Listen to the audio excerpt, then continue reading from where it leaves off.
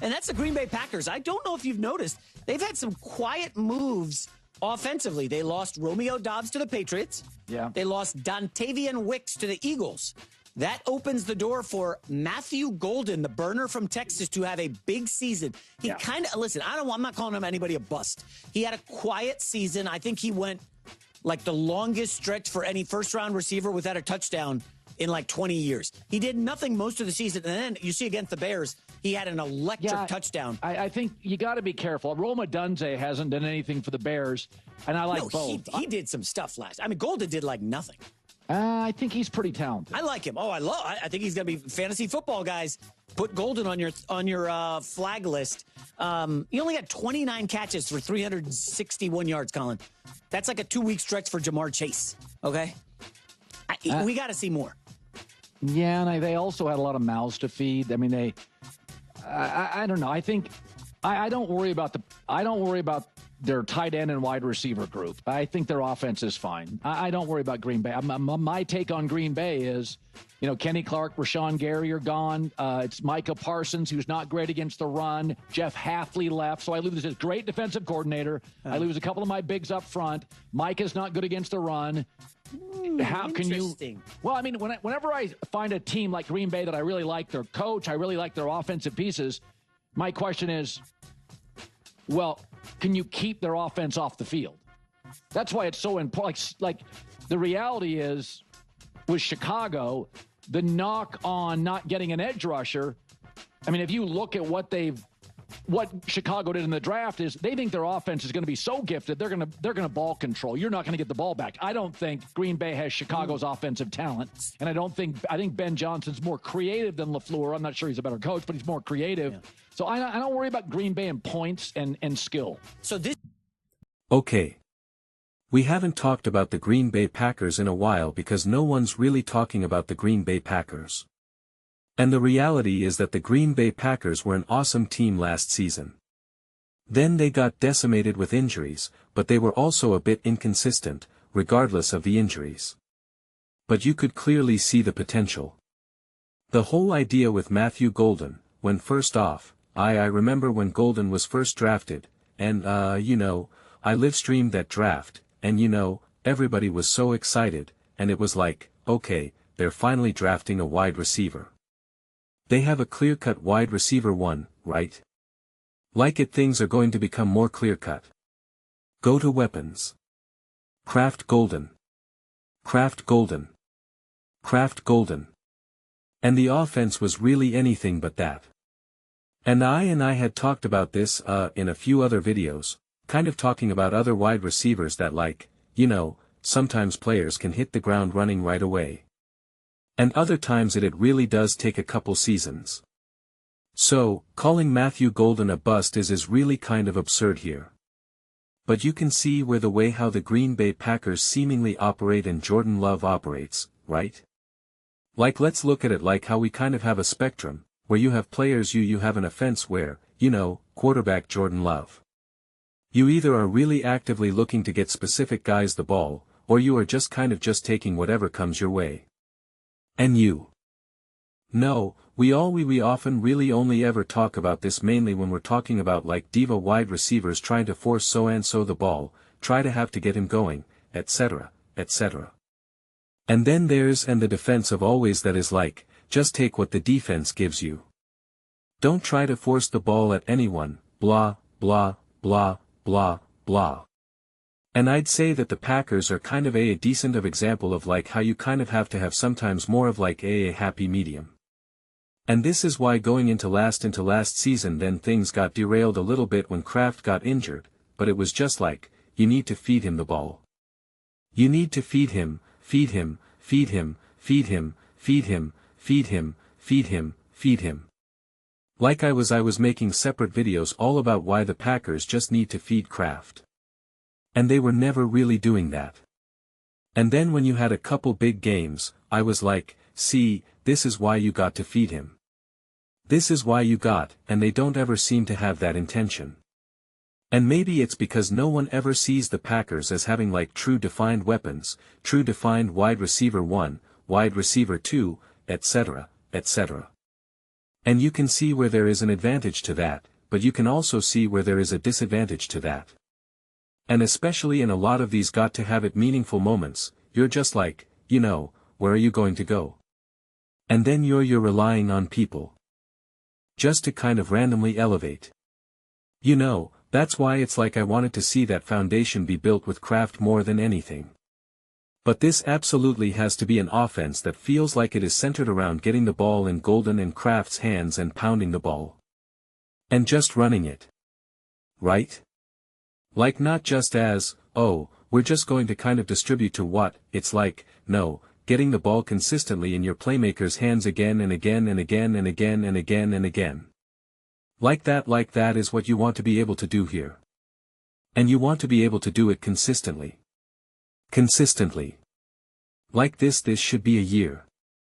If Matthew Golden is supposed to be who he's supposed to be, and Tucker Kraft is who I know who he is, and I know the type of quarterback that Jordan Love is, and I know the type of play caller that Matt LaFleur is, it's like, these guys should be feasting. I'm not saying this is exactly Tyreek Hill and Travis Kelce, but like it should be that mentality of like, these are the monsters that you have on offense. This is the direction that this is going. Combined with ideally a creative, physical, tough run game that then only continues to set up easier and easier and easier throws for Kraft and Matthew Golden. And so, it's kind of interesting because on one side you could say, well, isn't it kind of beneficial that like, defenses don't really know like what's going to be the specific. I see plan of attack in this, that, and the third. And it's just like, yeah, like again, there's definitely some advantages to just having this really like open sense of just I'm going to, call hike, go through my progressions, and whoever's open, I'm just going to get them the ball. And it's like, it's almost kind of like a kumbaya football there, right? Kumbaya NFL. But typically the best run offenses are just not always running away. And again, you don't want to force the ball.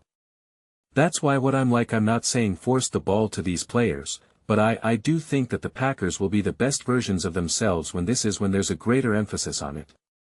Right? That there's a greater emphasis on it. And so, I do have the expectations for Matthew Golden again and Kraft. I'm really combining the two of them right now, and I'm not sure exactly when Kraft will be back or how that works. I was reading that they'll be back early on in the season, so whenever that exactly means like, I don't know. But once everyone's fully healthy, it's just like, I want to feel that this offense is actually threatening. And in a lot of ways, if I'm like looking at a Packers and I'm thinking like, okay, they're playing blank. They got to really slow down Golden and Kraft. Like I want them to have so much production that is the plan of attack. That is what defenses are going to try to do. Right? And then you have other pieces to work with. You know how to work around that. You know how to game plan around that. You know how to use that to your advantage. You know how to expose that. I mean, that's something that Andy Reid does so and it's a yes, Travis Kelce is the go-to. Travis Kelce is the ultimate weapon for Patrick Mahomes. But because of that, Andy knows how to use that. He knows how to toy with you. He knows how to be like, I'm either going to scheme and have Travis Kelce wide open, or because you think we're going to Kelce, I'm now going to have MVS so wide open, the dude is still open. He's still camped out there waiting for players to get, defenders to get to him. So, it's just like, like that's when you can really prioritize some of these pieces.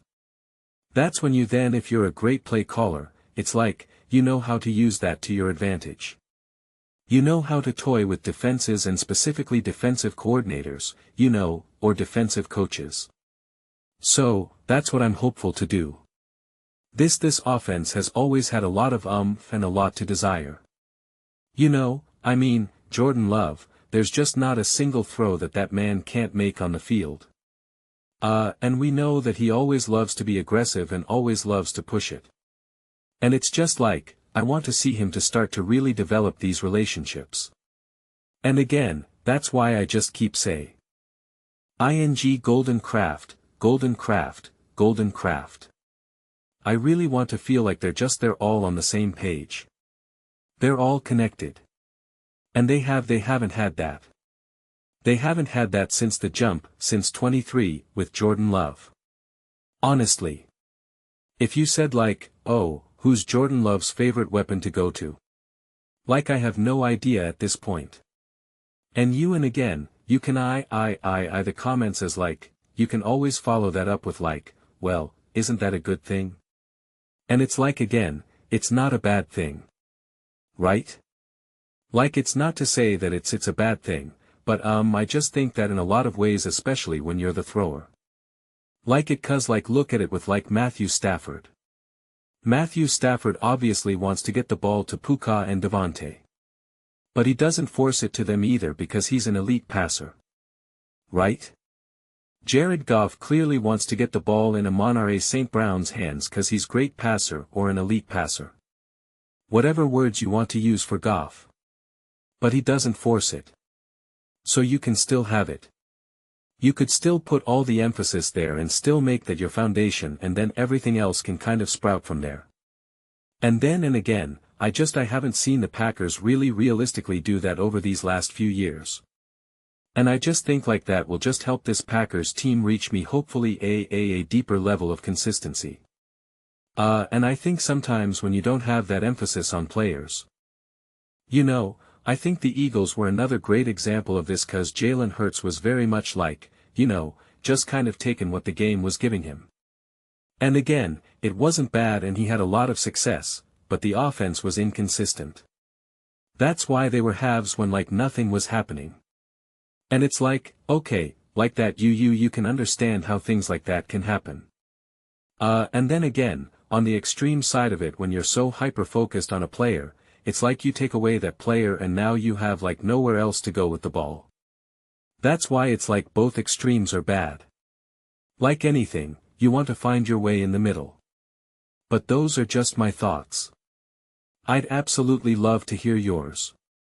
What do you guys all think about the Green Bay Packers' Matthew Gould? Is he a bust? Is he about to have a big year? Let me know your thoughts in the comments below. I read every single comment. So whether you agree with me or disagree with me, either way, let's get into some discussions. Get into some fights, but ultimately, let's just have some fun.